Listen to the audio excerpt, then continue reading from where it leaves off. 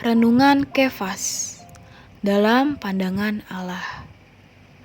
1 Korintus pasal 1 ayat 2 berkata, kepada jemaat Allah di Korintus, yaitu mereka yang dikuduskan dalam Kristus Yesus dan yang dipanggil menjadi orang-orang kudus, dengan semua orang di segala tempat yang berseru kepada nama Tuhan kita Yesus Kristus, yaitu Tuhan mereka dan Tuhan kita.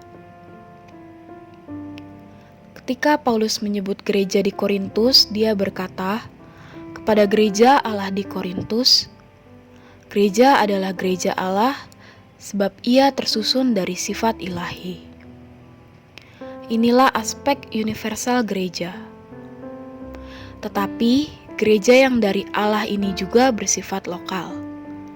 Maka disebut sebagai gereja Allah di Korintus. Tetapi setelah kita selesai membaca 1 Korintus pasal 1, segera kita temukan situasi negatif di gereja di Korintus. Ada perpecahan di antara mereka. Akan tetapi, meskipun gereja di Korintus penuh dengan masalah, Paulus menyebut mereka sebagai gereja Allah. Kita sungguh heran bagaimana mungkin kaum beriman di Korintus yang bersifat daging itu bisa disebut sebagai orang-orang kudus. Namun, di dalam Alkitab, Paulus melukiskan mereka sebagai gereja Allah, orang-orang yang dikuduskan dalam Kristus Yesus, dan sebagai orang-orang kudus yang terpanggil. Kita perlu melupakan diri sendiri dan nampak bahwa di dalam Kristuslah kita telah dikuduskan.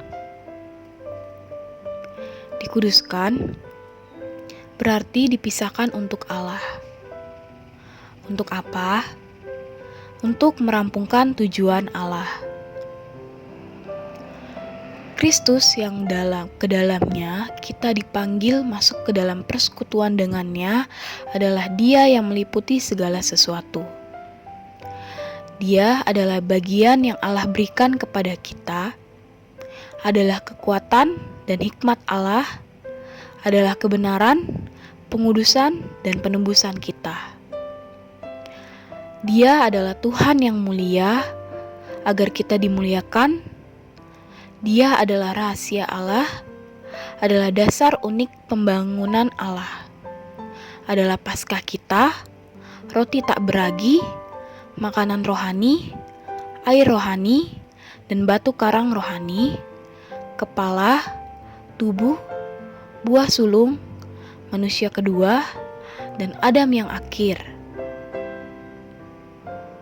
Sebab persona sedemikian, Dia telah menjadi roh pemberi hayat agar kita dapat menerima Dia ke dalam kita, menjadi segala sesuatu kita. Kita harus lebih memusatkan perhatian kita kepada Dia, menjadikannya sebagai sentral unik kita yang ditetapkan Allah, sehingga segala masalah di antara kaum beriman terbereskan. Kita dipanggil Allah justru untuk masuk ke dalam persekutuan semacam ini. Terang hari ini, yang pertama, sebagai orang Kristen, kita perlu melihat dua aspek kebenaran tentang gereja, aspek universal dan lokal. Yang kedua, kita harus lebih memusatkan perhatian kita kepada Allah, menjadikannya sebagai sentral unik kita yang ditetapkan Allah, sehingga segala masalah di antara kaum beriman terbereskan. Beban doa yang pertama, berdoa agar kita dapat melihat gereja menurut pandangan Allah, bukan sekedar menilai gereja menurut pandangan manusia.